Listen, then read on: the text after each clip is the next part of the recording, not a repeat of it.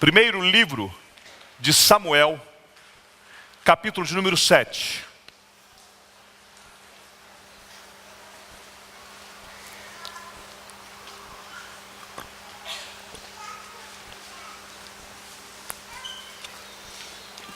Primeiro livro de Samuel, capítulo de número 7. Vamos colocar de pé, vamos ler todos juntos, verso de número 12.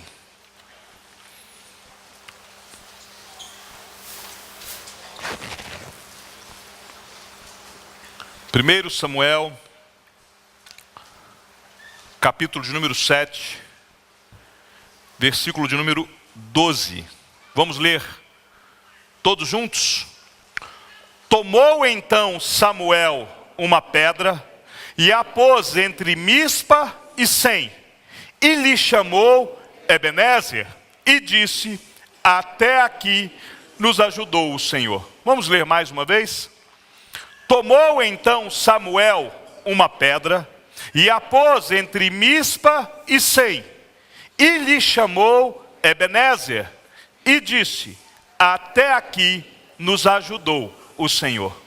Pai Santo, nós lemos a Tua palavra, Pai, e agora nós queremos que o Senhor continue falando conosco através da exposição da mesma. Assim como o Senhor já falou ao meu coração, ó Pai, o Senhor agora me dê graça para transferir para a Tua igreja aquilo que o Senhor já compartilhou comigo, ó Pai. E que em nome de Jesus o Senhor possa abrir o coração, o entendimento, ó Pai, do Teu povo aqui congregado, para que eles possam, meu Deus, não somente compreender, ó Pai, mas assimilar e se dispor a cumprir tudo aquilo que o Senhor lhes falar nesta noite. Em nome de Jesus aqui oramos. Amém. Último domingo de 2018. Hoje é dia 30, amanhã 31 e acabou.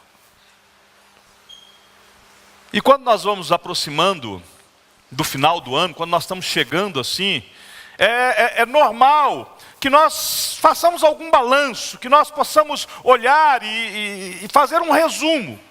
E a minha pergunta para você é: se você fosse resumir todo o ano de 2018 em uma única palavra, qual palavra que seria? Que palavra você resumiria?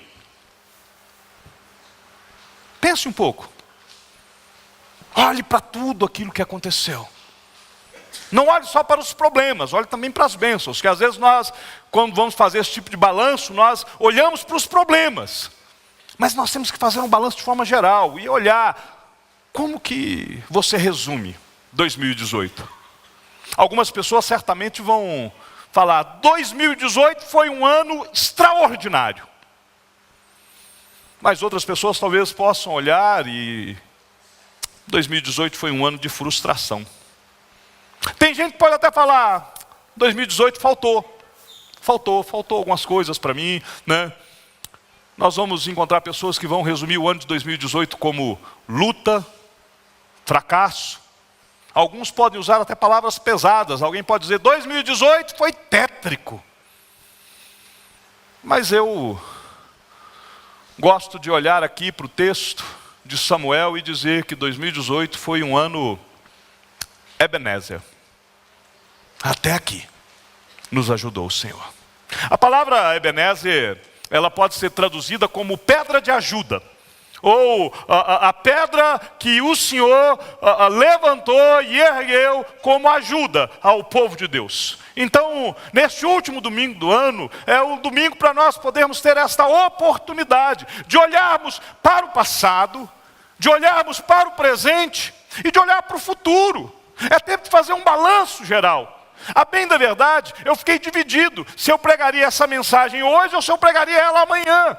Mas eu decidi pregá-la hoje, para que a gente possa chegar amanhã com uma nova perspectiva, para que a gente possa chegar amanhã, talvez, com uma maior esperança. Então, eu queria que nesta noite nós pudéssemos erigir juntos aqui um altar, uma pedra de ajuda, que nesta noite eu e você possamos construir um Ebenezer. Que ao final deste culto nós possamos olhar e dizer: 2018 foi Ebenezer. E nós queremos aqui erigirmos um Ebenezer de gratidão.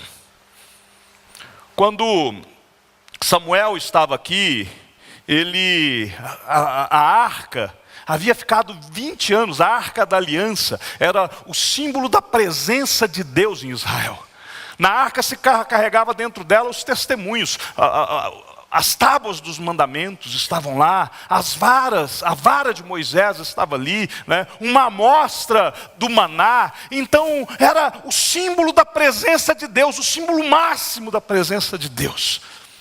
E ela, numa guerra, como Israel havia pecado, Israel havia ofendido a santidade de Deus, os filisteus levaram a arca e durante cerca de 20 anos, a arca ficou longe, ficou fora de Israel. E agora, Davi, sendo usado por Deus, reconquista a arca está sendo levada de volta. Então Samuel, o profeta da nação, reúne o povo e resolve junto com o povo fazer este Ebenezer, erguer um altar, um marco, um local que eles pudessem se lembrar, um local que se dividiria entre antes e depois. Antes deste Ebenezer, a arca estava longe. Depois do Ebenezer, a arca está de volta. O povo se consagra novamente ao Senhor. O povo assume novamente um compromisso diante de Deus. E exortados por Samuel, o povo vem ao arrependimento. O grande inimigo da nação, os filisteus, foram vencidos. E aí Samuel congrega o povo e ergue ali um altar. Levanta uma pedra, um Ebenezer, uma pedra de ajuda, um altar de gratidão. Tem muita gente que só levanta pedras e nada mais. Samuel estava erguendo um altar de adoração, um altar de reconhecimento. O que esse Ebenezer significava era exatamente isso. Era um Ebenezer de gratidão, um reconhecimento consciente daquilo que Deus tinha feito. O que Samuel está fazendo é chamar o povo a olhar para o passado. E olhar para o passado e enxergar o passado com gratidão. Ele enxerga o passado com um coração grato ao Senhor. E ele então reconhece, mesmo depois de 20 anos, com a arca de Deus longe, mesmo depois de tanto tempo, de tantos problemas, até aqui foi o Senhor que nos ajudou. Tem uma história de um jovem pintor, ele muito famoso, e ele então pintava paisagens belíssimas, flores, e seus quadros eram muito caros. Então ele estava numa exposição e ele coloca lá os quadros, e as pessoas chegam e admiram os quadros, e as pessoas compravam, pagavam altos valores naqueles quadros, mas num local de destaque, bem no centro de toda aquela exposição, tinha um quadro que não era de paisagens, nem era de flores, eram mãos expostas. E aí chega um comprador, ele vê aquele quadro, compara com os demais, percebe que não havia preço naquele quadro. E ele chega para aquele jovem pintor e fala: escuta, esse quadro aqui não tem preço, quanto ele é? E o pintor diz: não, esse quadro não está à venda. Em todas as minhas exposições, esse quadro é sempre colocado no lugar de destaque, mas esse quadro pertence à minha coleção particular. Eu jamais o venderei, e ele sempre me acompanhará. E aí aquele senhor fala: mas por que ele é tão diferente dos demais? Todos os outros são paisagens, são flores, este retrata mãos. E aquele jovem pintor então diz: estas mãos são as mãos dos meus pais. Foi através destas mãos que o meu pai levou sustento para casa. Foram estas mãos que pagaram todos os meus cursos. Foram estas mãos que compraram a primeira tela, as primeiras tintas. Foram estas mãos que me afagaram. Foram estas mãos que me apontaram o caminho. Foram estas mãos que me trouxeram até aqui. Por isso esse quadro não está à venda. Esse quadro é para que toda exposição eu sempre possa olhar para ele e reconhecer que eu só cheguei até aqui não pelos meus próprios méritos, mas porque estas mãos fizeram. Às vezes nós olhamos para a nossa vida e achamos que nós chegamos até aqui por nós mesmos. Às vezes nós caminhamos e vencemos e batalhamos e chegamos no lugar e falamos assim: eu venci, eu conquistei. Mas, meus queridos, nós só chegamos até aqui porque a graça do Senhor nos conduziu. Ebenezer, até aqui o Senhor nos ajudou. Nós precisamos erguer juntos este altar de gratidão, olhar para o passado e reconhecer que no passado, mesmo nos momentos difíceis, mesmo em meio a lutas, era a poderosa e boa mão do Senhor quem nos sustentava. Jamais deixe de ser grato, jamais deixe de agradecer. Encerre o seu ano erigindo ao Senhor este altar de gratidão. É por isso que a palavra de Deus nos ensina: em tudo dai graças, de forma consciente. Todos sabemos e temos essa certeza que se nós chegamos até aqui, só foi porque o Senhor nos ajudou. É a misericórdia do Senhor que se renova sobre nós a cada manhã. É o Senhor que nos deu o dom da vida, e é o Senhor que nos sustenta com vida. Nós não podemos acrescentar um segundo sequer à nossa existência, e o Senhor renova a sua misericórdia sobre nós por longos anos. Até aqui é o Senhor quem tem nos ajudado. Como disse o salmista lá no Salmo 124, se não fosse o Senhor, se o Senhor não estivesse ao nosso lado. Há pessoas que acham que venceram na vida por causa da sua própria capacidade. Elas valorizam o seu intelecto, mas a sua inteligência foi dada por Deus. A sua disposição foi dada por Deus. É Deus que te sustém. É Deus quem te mantém de pé. Então, meus queridos, neste último domingo do ano, eu queria que você pudesse olhar para o ano de 2018 e olhar com este olhar de gratidão, e entendendo que sem o Senhor você não pode fazer absolutamente nada, que sem o Senhor você não estaria aqui. Ele é o nosso Redentor, Ele é a nossa pedra angular. Se nós hoje estamos aqui dizendo que queremos erguer um altar de gratidão, uma pedra de ajuda, um Ebenezer, o Senhor é a pedra que sustenta a nossa pedra. Ele é a pedra principal, Ele é a pedra de esquina, a pedra de escape. Mais do que ouro, mais do que bens, mais do que tudo, é o Senhor quem nos sustenta, quem guarda as nossas almas intactas. É o Senhor, e somente o Senhor é que pode nos salvar, mais ninguém. Você, por maior que seja a sua inteligência, por maior que seja a sua capacidade, por maior que seja o seu número de amigos, por maior que seja a sua conta no banco, por maior que seja tudo em você, você não pode juntar tudo isso e comprar o favor de Deus. É por isso que é graça, é por isso que é favor imerecido. O que você poderia fazer para você ser salvo? Absolutamente nada, você é pecador.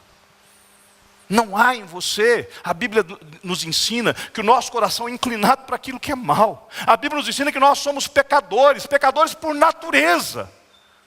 E ainda assim, quando nós éramos inimigos de Deus, Ele nos enviou o seu Filho, Jesus Cristo, para morrer na cruz e pagar o preço da nossa salvação. E nós chegamos aqui, e tudo que nós podemos dizer é Ebenezer. Nós somos gratos ao Senhor. Olhamos para o nosso passado, e olhamos para o nosso passado com gratidão. Mas além de olharmos para o nosso passado, e nós já aprendemos isso aqui hoje, que temos que olhar para o nosso passado com gratidão, nós precisamos também olhar para hoje. Porque nós não podemos viver olhando no retrovisor da história.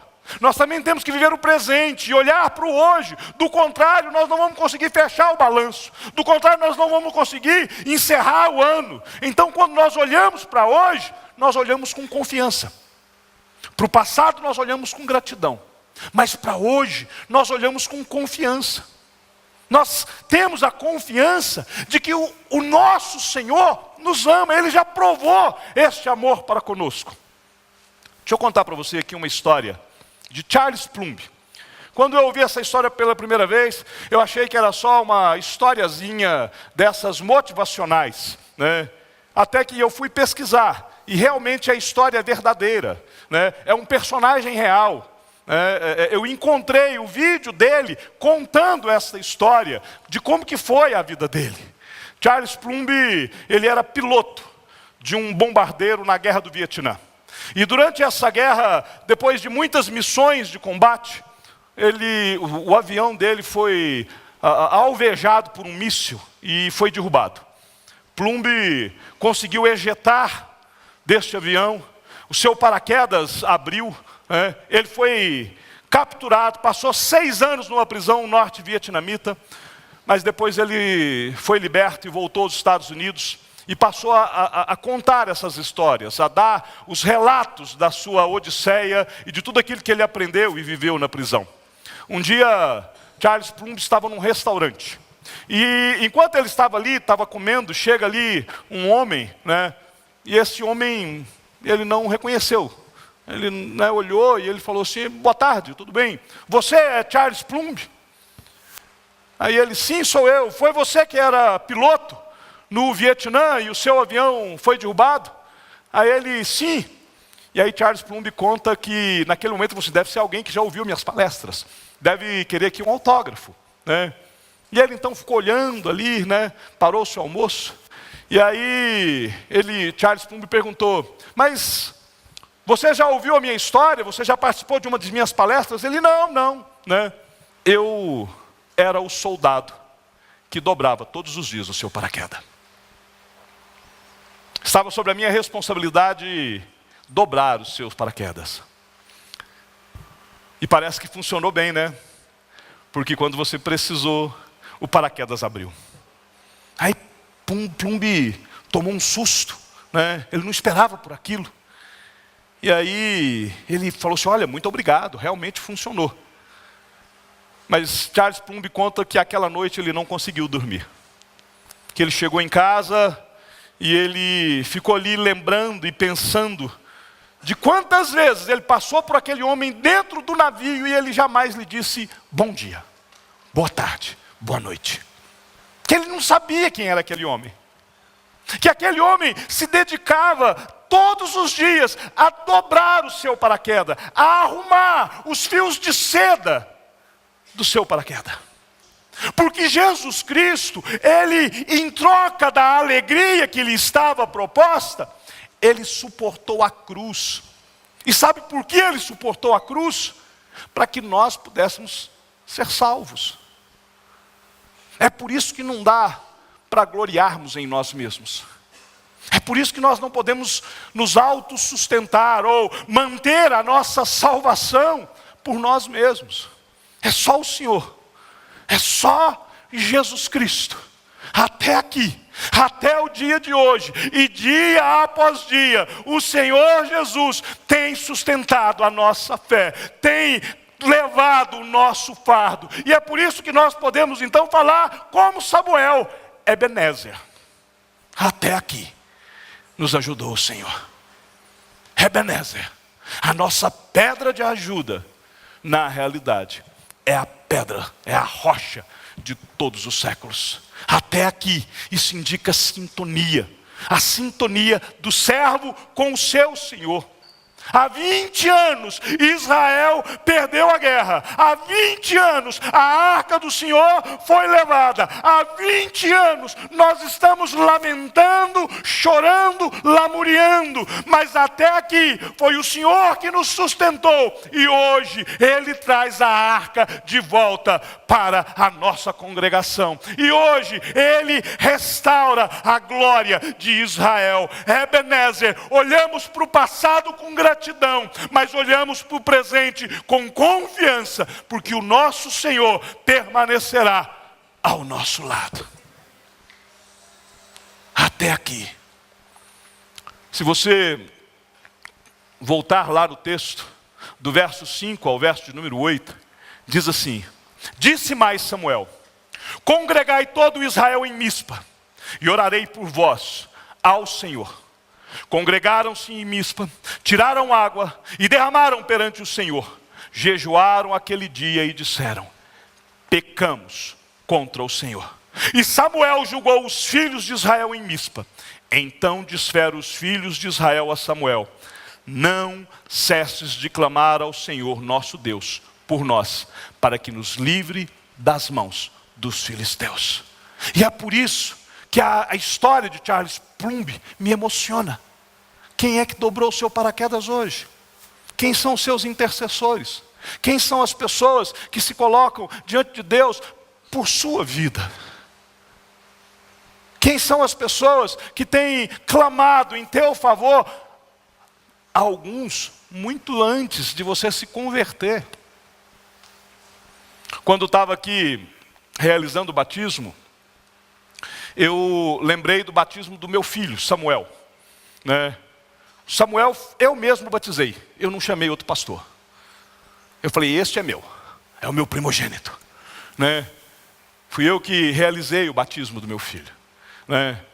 Porque eu orava por esse menino desde o ventre. Eu me lembro da Leda grávida, né? E eu colocava a mão de um lado da barriga da Leda e vinha aquele montinho para o lado de cá. E eu ficava brincando junto com a Leda, né? Aí eu passava para o outro lado da cama, colocava a mão do outro lado e vinha aquele montinho para o outro lado, né? E eu orava. Orei muito pelo Samuel, orava muito pela Esther. Oro até hoje, clamo até hoje. Ontem, numa conversa de família, a gente falando sobre planos, falando sobre futuro, e eu comecei a falar dos meus sonhos para a vida deles, e não tem jeito. Na medida que eu falava que o meu sonho era que eles estivessem firmes na fé, fiéis ao Senhor, eu comecei a chorar. Eu comecei a chorar.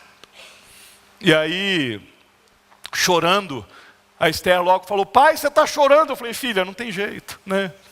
Não tem jeito. Porque é o sonho de qualquer pai.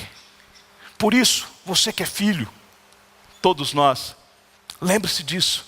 Você só chegou até aqui porque alguém dobrou o seu paraquedas. Porque alguém cuidou da sua vida, cuidou do seu alimento, trocou a fralda, orou por você, leu a Bíblia para você. Você só está aqui porque alguém te trouxe até aqui. Você não veio sozinho, né? Então, meus queridos, é com essa confiança de que o Senhor tem nos sustentado, de que o Senhor tem nos guiado, que Ele tem colocado pessoas à nossa volta, que nós olhamos para o hoje com esta confiança. Somente quando nós estamos sintonizados com Deus é que a nossa fé é mantida. Somente quando nós reconhecemos que não há bem em nós e que tudo vem do Senhor, é que nós caminhamos verdadeiramente fortalecidos na fé. Se Deus é por nós, quem será contra nós? Tudo coopera para o bem daqueles que amam a Deus. Em Cristo Jesus somos mais do que vencedores. Estamos sintonizados com Deus.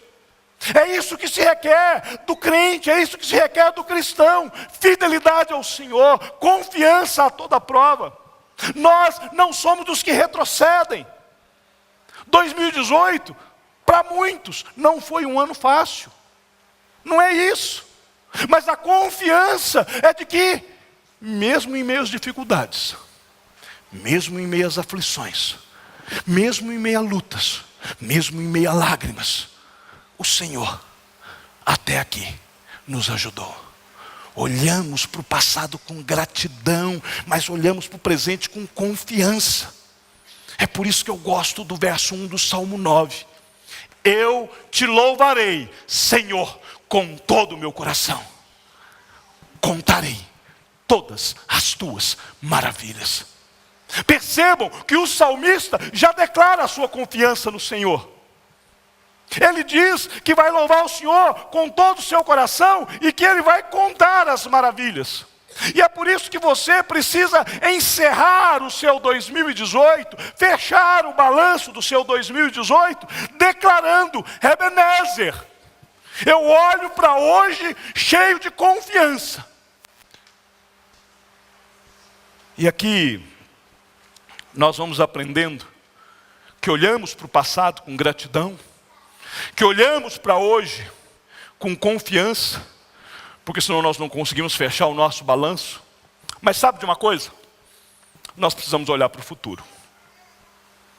Nós não podemos viver presos ao passado, e o presente, ele é um ato contínuo. Este segundo agora já não se repete mais. Já passou. E passou de novo. E passou mais uma vez. A cada segundo que nós caminhamos na nossa vida, é um novo presente, é uma nova realidade, é uma nova oportunidade. É por isso que nós precisamos também olhar para o futuro. E olhar para o futuro cheio de esperança.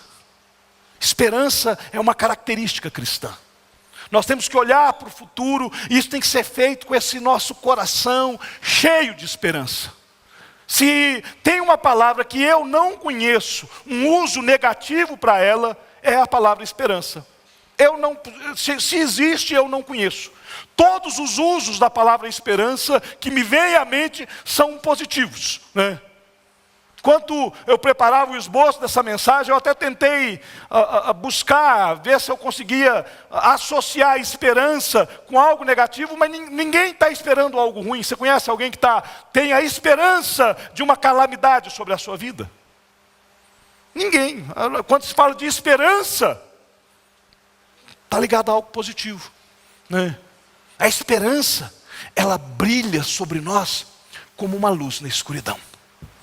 A esperança nos fortalece, a esperança nos direciona, a esperança traz para nós ânimo. A esperança faz com que nós estabeleçamos alvos. Algumas pessoas até são movidas por uma falsa esperança, mas mesmo a esperança que é falsa, para o coração da pessoa, ela tem algo positivo. Por isso, quando nós olhamos para a Bíblia e vamos encontrar esperança, a gente vê o apóstolo Paulo, escrevendo a carta aos Coríntios, no capítulo 13, ele fala assim: porque agora vemos como em espelho, obscuramente, então veremos face a face. Agora eu conheço em parte, então conhecerei como também sou conhecido. Agora, pois, permanecem a fé, a esperança e o amor. Estes três, porém, o maior deles é o amor. A Bíblia é um livro de esperança. A Bíblia, ela nos conta a história do povo redimido, que está aguardando, que tem a esperança da volta do seu Redentor. Ela foi escrita, entre outras coisas, para manter acesa dentro de nós a chama da esperança. Ontem, nesta mesma conversa com os meninos, eles começaram a brincar comigo, que a Esther, o Samuel: pai, e nós vamos casar, e aí nós vamos ter filhos. E eu falava: o que o senhor quer? Eu falei: eu quero que Jesus volte. Né? Eu quero que Jesus volte, né? Eu não fico me imaginando ali: Senhor, mande um marido para minha filha. Eu falo: Senhor, manda Jesus de volta. É ela que ore por um marido, eu oro para Jesus voltar, né? Porque essa que é a nossa maior esperança. Se a tua esperança é qualquer outra diferente da volta de Jesus, você tem que rever seus conceitos. Você pode ter planos, você pode ter projetos, você pode ter alvos. Nós vamos falar sobre alvos daqui a pouco, no encerramento da mensagem, né? Mas a sua maior esperança, o seu maior propósito de vida, tem de ser este: a volta de Jesus. Ah, pastor, porque, principalmente os jovens: não, pastor, eu quero que primeiro eu possa casar, depois Jesus volta. Não, meu querido, Jesus volta. O casamento é transitório, é só até que a morte os separe. Então, casamento não é eterno. A volta de Jesus é eterna. Ah, eu quero ver os meus netos. Os netos são herança do Senhor. E melhor do que receber esta herança do Senhor é já ir direto para o autor, o dono de toda herança. Essa tem que ser a nossa maior esperança. Nós temos que viver com este alvo, nós temos que viver com esse propósito, nós temos que viver sob essa perspectiva, a perspectiva da volta de Jesus. É isso que nós sonhamos, é isso que nós ansiamos, é isso que tem que estar presente nas nossas orações diárias. Maranata, ora vem, Senhor Jesus. Ou, como diz o salmista, e eu, Senhor, o que espero? Tu, Senhor, Tu és a minha esperança. Ter esperança é algo que está intimamente ligado ao cristão. Uma das mensagens que eu preguei aqui nas quartas-feiras tinha até esse título: Cristão, profissão, esperança. Porque nós somos desafiados a esperar, a confiar. Nós temos este chamado para vivermos a nossa vida com Deus. Todos nós somos diferentes uns dos outros. Os teus sonhos são diferentes dos meus. Os teus planos são diferentes dos meus. Os teus gostos são diferentes dos meus. Há certas coisas que você gosta muito que talvez eu não goste. Mas há certas coisas que eu gosto que talvez você não goste. Mas todos nós somos unidos na esperança da volta de Jesus. Isso nos une. O sangue de Cristo nos une. A salvação na cruz nos une. E é por isso que nós então encerramos este ano de 2018 juntos, erguendo um altar, um Ebenezer de gratidão ao Senhor, olhando para o passado com gratidão, para o presente com confiança e para o futuro com esperança. A esperança é uma virtude centrada na pessoa de Cristo. Cristo é a nossa esperança. A verdade, esperança é um dos sobrenomes de Deus. A Bíblia fala do Deus da glória, a Bíblia fala do Deus da verdade, o Deus da sabedoria, o Deus da paz. Mas o apóstolo Paulo, escrevendo aos Romanos, no capítulo 5, no verso 13, ele fala do Deus da esperança. E ele diz que o Deus da esperança vos encha de gozo e paz no vosso crer, para que sejais ricos de esperança no poder do Espírito Santo. Em Deus, nós vivemos cheios de esperança. Esperança é o que nos move. Esperança é o que nos faz caminhar. Esperança é aquilo que é uma das marcas do cristão que aguarda a volta do seu Senhor. E para isso, para que você tenha esperança, para que você seja este cristão, profissão, esperança, cultive o hábito de orar. Ore como salmista, no Salmo 39, e eu, Senhor, o que espero? Tu és a minha esperança. Aprenda a distinguir claramente entre aquilo que você pode fazer e aquilo que somente Deus pode fazer. Em outras palavras, aprenda a dizer: isso não é problema meu, isso é problema de meu Pai. Porque tem certas coisas que é com Deus. Deus está no controle. Pedro podia jogar a rede no mar. Somente o Filho de Deus podia encher e mandar os peixes entrar naquela rede. Os israelitas podiam caminhar e gritar e berrar ao redor das muralhas de Jericó, mas somente Deus é que poderia fazê-las cair. Moisés poderia ferir com a vara as águas do oceano, mas somente Deus podia abrir o mar diante deles. Os homens podiam remover a pedra do túmulo de Lázaro, mas somente Jesus Cristo podia dizer para Lázaro: vem para fora. Há certas coisas que dependem de você. Então, aquilo que depende de você, faça. Ou como diz o apóstolo Paulo, tudo aquilo que te vier às mãos, faça conforme as tuas forças. Mas deposite a sua esperança no Senhor, porque há causas que são do Senhor. Há projetos que o Senhor é que tem que realizar.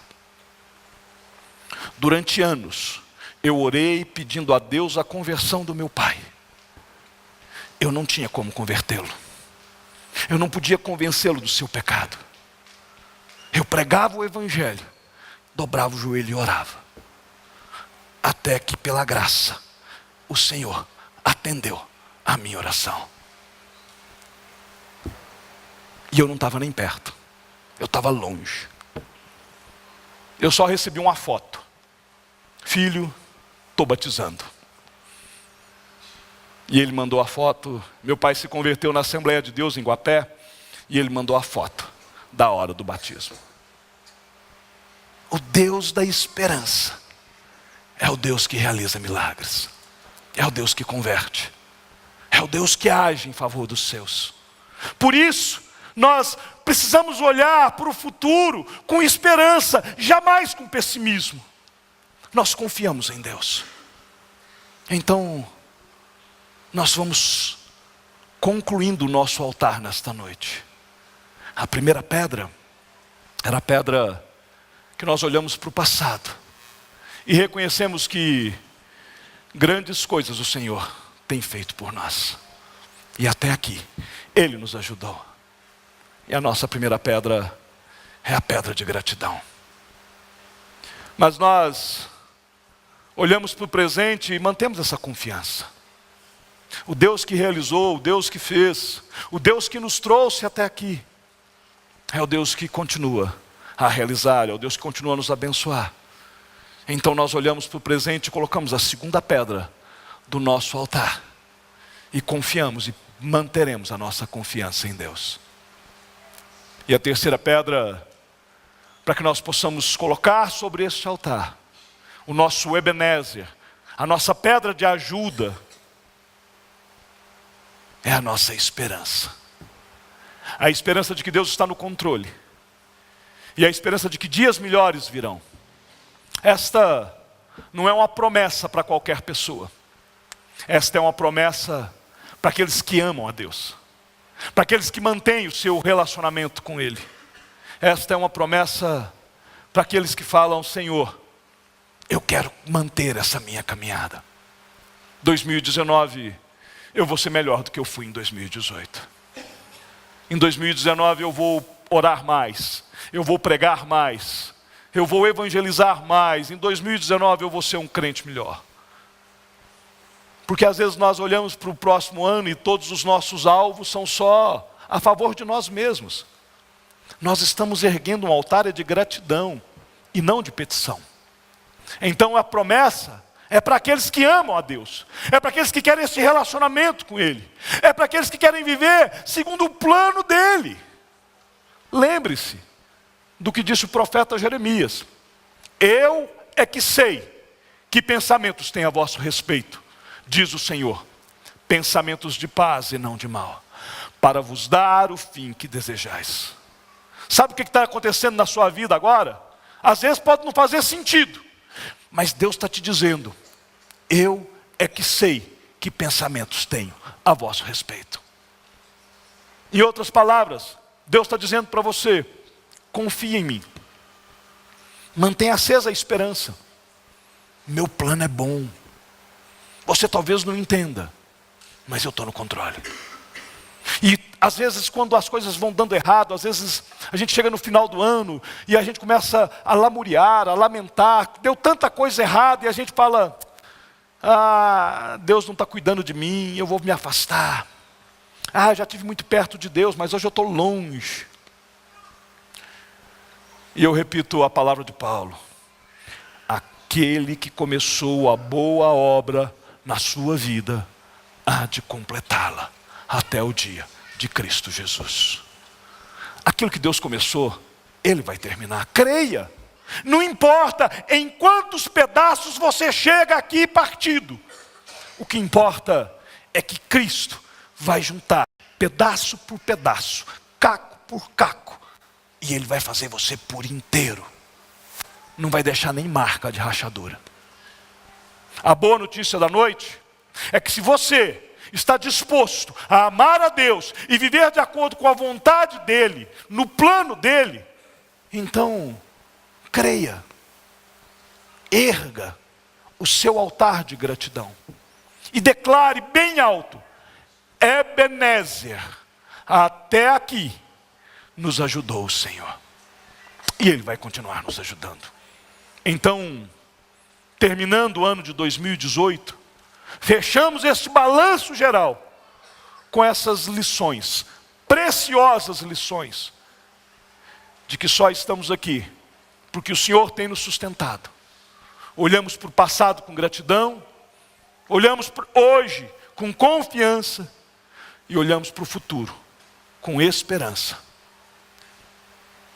E todos nós podemos dizer: Ebenezer, até aqui nos ajudou o Senhor. Amém.